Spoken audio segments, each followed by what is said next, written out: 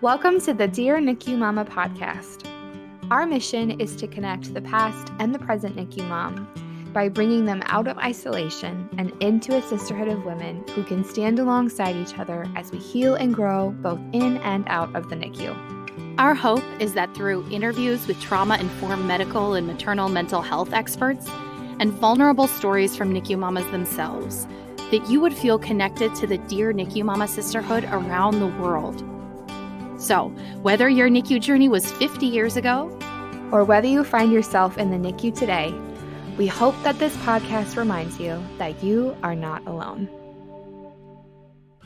Hi, mamas, and welcome to the Dear NICU Mama podcast. It's your host, Martha and Ashley.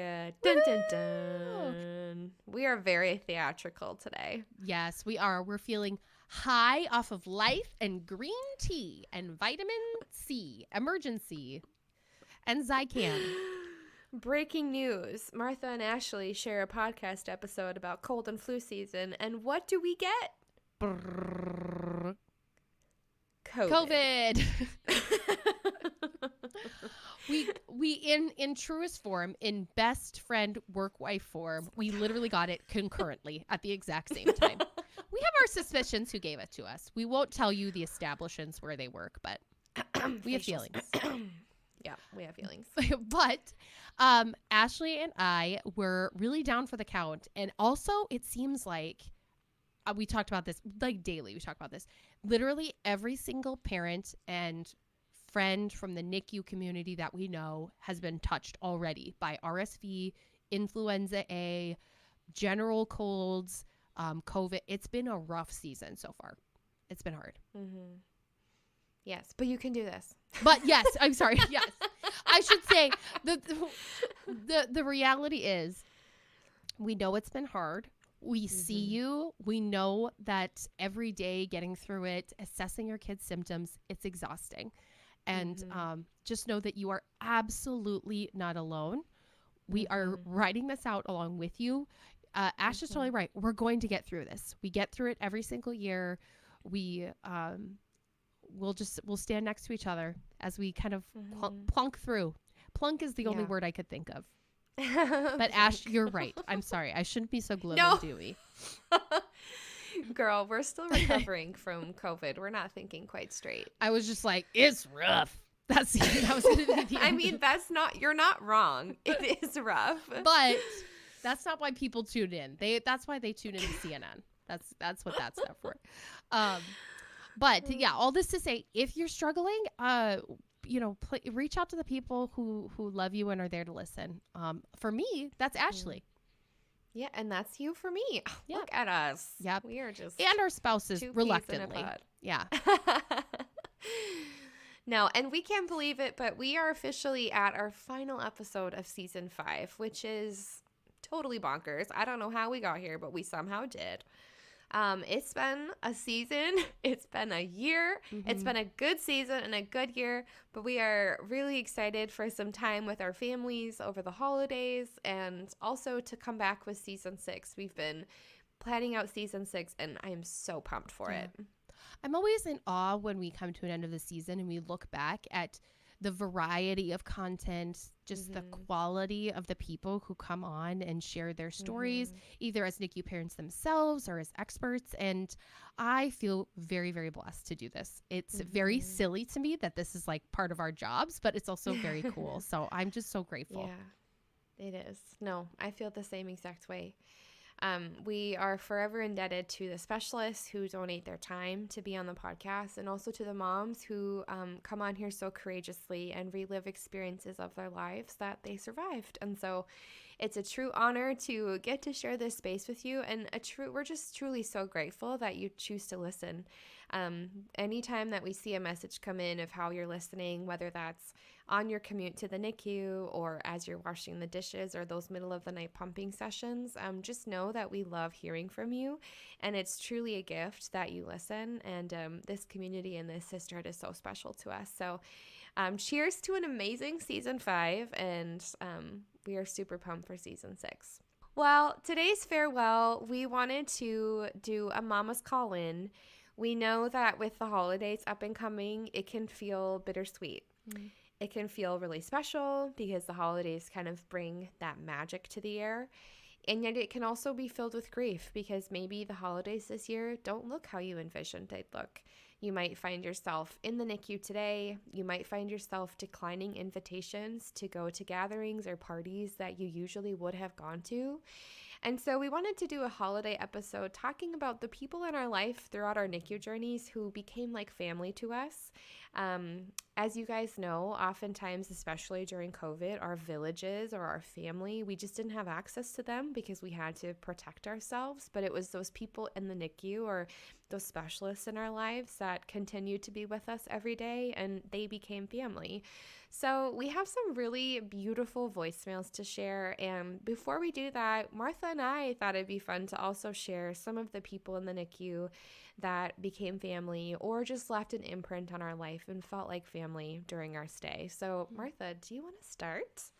Yes. When you asked me about this moments ago, the first person that I thought of was a nurse that we had when my son JP was born in 2015. She was technically a labor and delivery nurse, but she came up to the NICU with me every time I went and visited JP. And I was kind of taking care of him, and he had a team of incredible NICU folks around him. She was taking care of me. And I was very, very sick, but she made it so that I could get all my meds delivered while I was up in the NICU, especially in those last few hours where we were holding him and saying goodbye. She brought me water, and I was fevering, so she would like put a blanket on me and then take it off, and then put a blanket on me and take it off. She was just wonderful. And I'll just never forget how desperately sad we were. And there was a time when Zach and I bowed our heads to pray. You know, we have faith, and it was important for us in that moment to pray about something. I can't remember what specifically. And I just felt her hand on my shoulder. She gave it a squeeze, and I will never forget that kindness. It was so easy and simple for her to do, and yet it just traversed this huge gap between me and the reality of the world around me. So I will always remember her. And in fact, we named our daughter JJ after her. Her name was Jacqueline. She went by Jack. And we named our daughter Jacqueline. She goes by Jack, Jackie, JJ, Jackie J. Please stop hitting me. All of the above. So she, so that's kind of our story a little bit, but yeah, it's fun to reminisce about that. Ash, what about you? Who's someone that sticks out for you? I feel like I was just hugged in that moment. That is so beautiful. Thank you for sharing that. And I love when you talk about her because I forget that that's how Jacqueline's name came about. Yeah. That's so beautiful. I wish I could meet her and be like, thank you for loving my friend so well. We nominated her for the Daisy Award, which is a national nursing recognition, and she won it, which was cool. So we got notified about that. But I've never been able to see her in person afterwards. She lives in Southern California, and we live in the Midwest. And so, Jack, if you're out there, I've tried Facebook messaging. Look in your hidden inbox in Facebook because I've messaged you a couple times. Oh my gosh, you found her though? Yes, I did. But you know how it is. You can't. It's so hard message to find strangers, those. and she's probably like, "Who is this nutcase?" No, she would remember you. That's so special. Yeah. Oh man. Well, mine is not quite as sentimental. But it was a woman who just made our NICU stay feel really personal and made the hospital feel really personal. But I don't even know her name, honestly. We didn't even talk that much, but it was the ways that she would memorize my coffee order and our order in the cafeteria, which I know sounds so silly, but so sweet. Every morning we would go down for breakfast, and the moment that she saw me, she'd give me a wink or she'd give me a nod, and all of a sudden by the time that I got down to the counter, she already had it ready for us. But it just felt like, you know, as a kid when like your mom would make you breakfast before school or something like that, it just felt like she was taking care of us and was kind of this like, you know, interim grandparent almost. And then over time she would ask about our son, and because we always paid with like the hospital food money or whatever, you know, so she knew we had a NICU baby. And I just remember feeling so cared for and so special. And so I just if there's anybody listening who is like in a profession that is, kind of behind the scenes, maybe it's like janitorial staff or, somebody who works in like a cafeteria, I hope you know how important your job is too. It was sometimes the interactions with the behind the scenes staff that made me feel at home. And so just know that you're valued and important, and you became our family too, even though we may not have had pictures together. They're, such an important part of our stay. So I will never forget her, and I'm always thankful. She always knew how many honey packets I wanted for my tea. She was just the best. Yeah. Well, I love that so much, especially because coffee is very central to your personhood. It is. It is my love language. But but also I think think of how many like patients and family members she saw every day, and she probably did that for you, and she had done that for other NICU moms before and after, because she saw it as like part of her job. And it's so you're so right. There's so many parts of hospital and NICU settings that are just about creating environments of care and safety for the people that are in them. Yep, for sure. It's so cool. I love that story. Know. I hadn't heard before that she winked at you, and I know exactly who she is. Wink. Yeah, her name is like Bev or Carol, Janice, something Janice. like that. Oh, hun. Yeah, that's how she talks. I love it. Good stuff. Well, it has been a fantastic season 5. We, like I said, are very excited for season 6, but we just can't reiterate enough how much it means to connect with all of you here. And we also want to wish you a very gentle holiday season. No matter how or if you're celebrating this year, we hope that you feel loved and special, and that no matter how you celebrate, you're making the right decision, whether that's to join in on the gatherings, to decline on them, whether you decide to put up a tree in your kid's NICU room or NICU bedside or not, you're not doing the holidays wrong this year. And so we love you. The sisterhood is your family. If you haven't felt embraced by family yet, we hope that you know that we are in your corner always, and it's just a joy to know you. So, Martha, do you have any closing thoughts? No. Wow, COVID fog brain is real. I was just listening to your voice and how melodious it was, and my brain completely passed out for a second.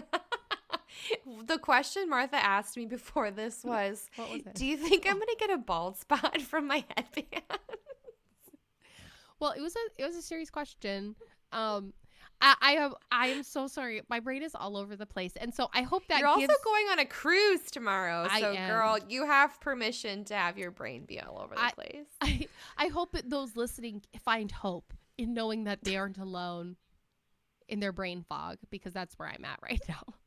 But yeah, everything Ashley said. Well, on that note, yeah, we will be back. We will be back in January with season 6, but you are loved. We love you. We love this community, and have fun listening to these amazing stories. Talk to you guys soon. Hi, I'm Camille, and I'm in Austin, Texas.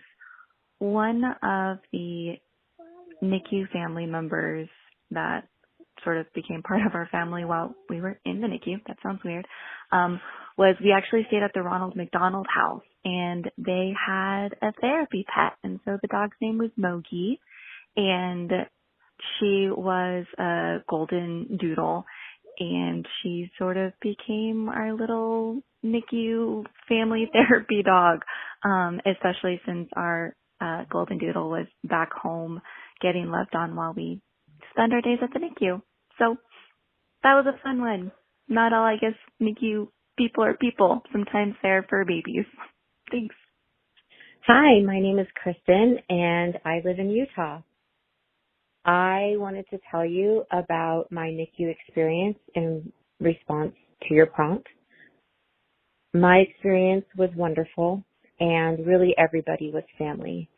I know that might sound pretty typical, but I'm a single mom by choice, and I went through the NICU experience alone.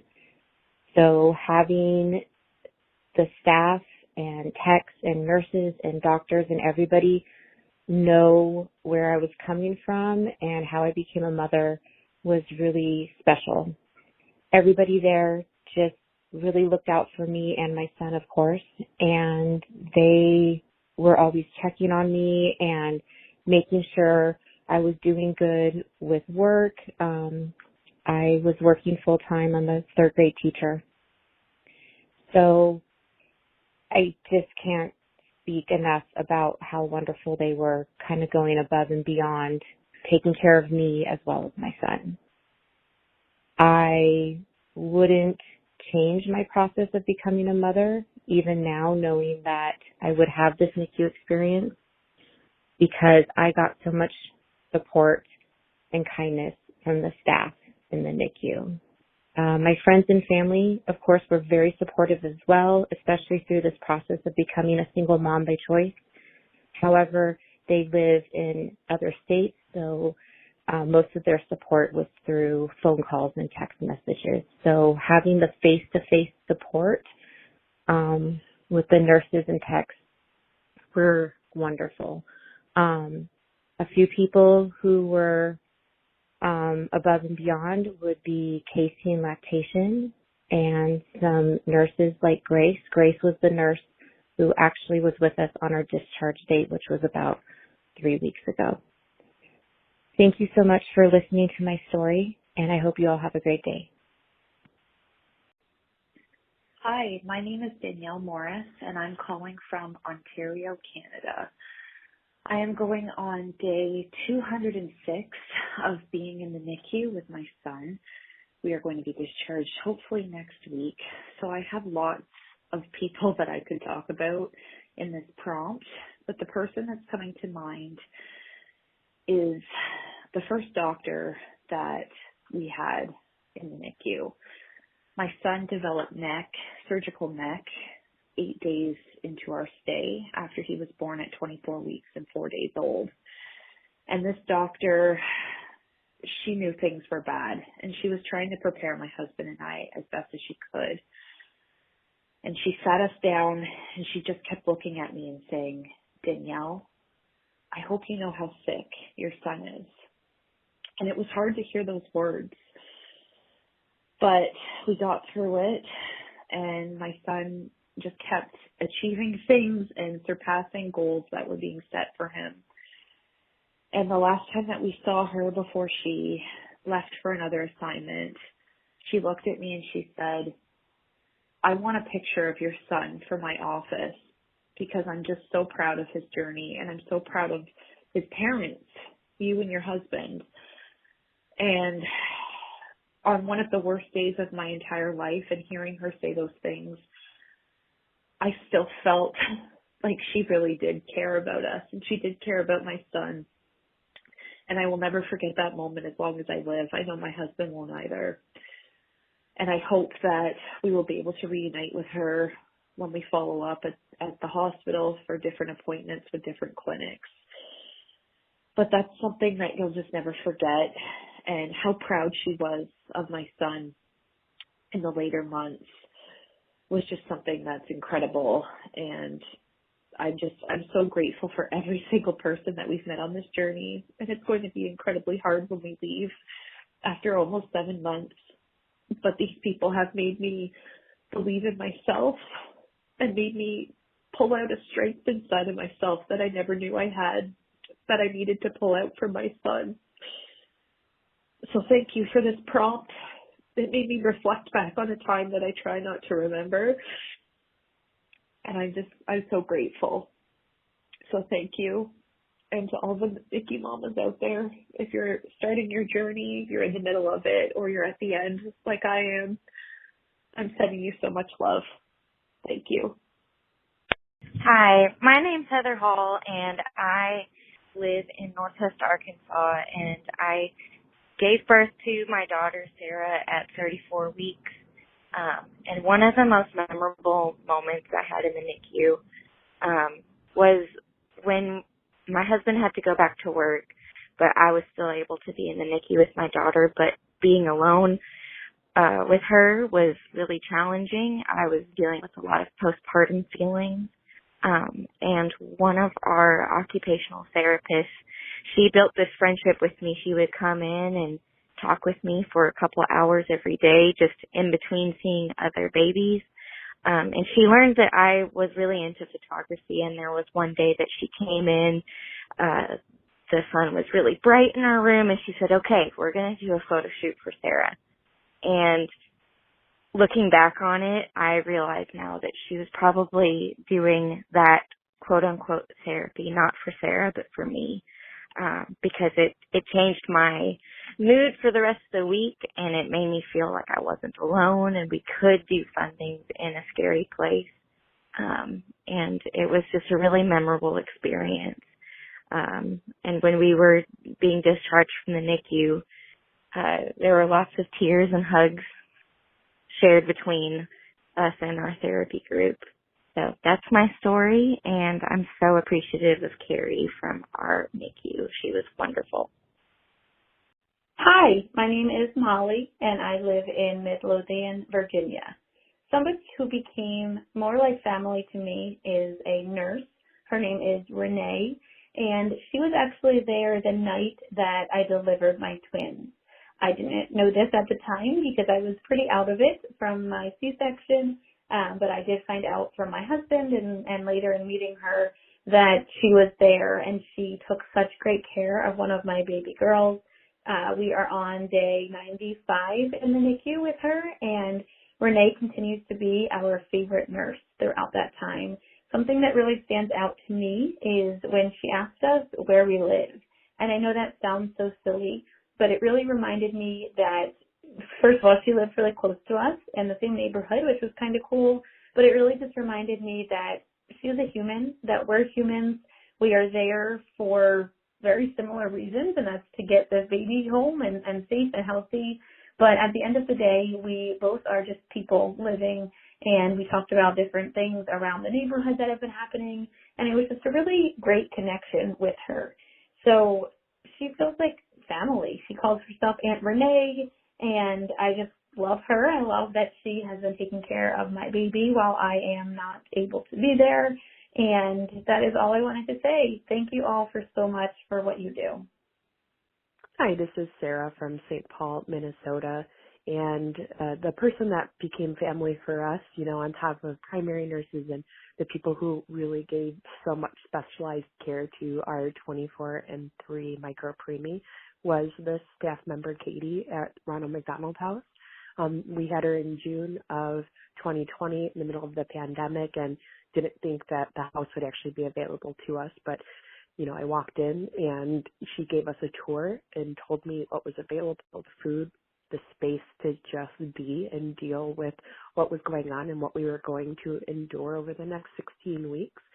And I cried. She gave me space to do that. And honestly, there's so much family that is made between other patients and, again, the people that take care of our little ones, but there's so much more to that, and just having a space to be held as a family and as parents enduring the unimaginable during a pandemic, which is, again, something we never thought would happen, really changed our stay. It changed our lives, and again, we had a place to be held while our baby was taken care of. Hi there, my name is Emily, and I'm calling from Mason, Ohio. When I heard this particular Dear NICU Mama call-in topic, I knew that I had to reach out because so many of the people that we met along the course of our NICU journey became family to us. Having given birth during the height of the pandemic, May of 2020, visitation within the hospital was extremely limited. Not even my husband and I could see our son together until he was a month and a half old. No other visitors were allowed during our son's 109-day NICU journey. Therefore, it was only natural that we became so close to the hospital staff during that time. However, one particular individual stands out among the rest, our primary nurse, Bethany. The first day I remember Nurse Bethany was one of my son's worst. He was intubated, and I was still recovering from HELLP syndrome and on a lot of drugs myself. However, I had been encouraged to engage in kangaroo care with my son. I was so nervous that I would fall asleep, become shaky, or drop my tiny, tiny miracle. And I was so embarrassed, and it took every bit of motherly courage I had. But when our nurse that day went to close the curtain, I shyly reached out asking, "Can you talk with me for a bit? I'm really scared." The courage in that moment of complete helplessness forever changed the course of my life. Nurse Bethany talked with me that day and came back as our nurse the next, and the day after that too. She became a source of comfort and trust. Each morning when I called in, I would say a silent prayer that she would be our nurse for the day. As time went on and we talked more, Bethany revealed that she knew us long before we knew her. It turns out she was the one who caught Lucas in the operating room the day he was delivered. She was the one there gently inserting the tubes and lines as my husband saw him for the first time. And hours later, when I was wheeled down to the NICU to meet my son, she witnessed my most vulnerable moment of motherhood and lovingly showed me just how to touch him so as not to cause him any pain. I can't tell you how much hearing her recount of that first day has eased my heart. I was so sick and remembered so little, but she helped piece moments together that I never would have had without her knowledge or presence. Nurse Bethany continued to primary for us until the day we were transferred to another hospital for surgery, and again once Lucas was transferred back following his procedure. She was there on the day he graduated, and while this may be frowned upon by some, she's been there with us every day since. Nurse Bethany, or Mama B, as we lovingly started to call her, has become a lifelong friend to our family. She shared in the daily struggles of motherhood with me. She celebrated along me as Lucas hit each new milestone. And when it was time for Lucas to finally be baptized, we knew that there was no better choice for his godmother than his Mama B. Our hearts are forever endowed to Bethany for helping to give us our greatest gift and biggest miracle, as I have no doubt that he thrives today due to the gentle, loving care she provided throughout his stay. And personally, as a mom, I'm so grateful to have found another to share the joys and worries of motherhood, a very best friend. There's no doubt in my mind that God placed Bethany in that OR the day he was born, and I'm eternally grateful that he did. Thank you so much for listening to this week's episode of the Dear NICU Mama podcast. If you loved this episode, we'd be so grateful for a review on any of the podcast platforms. And we'd love to continue connecting with you via our social media pages or a private Facebook group. And ultimately, NICU Mama, welcome to the sisterhood.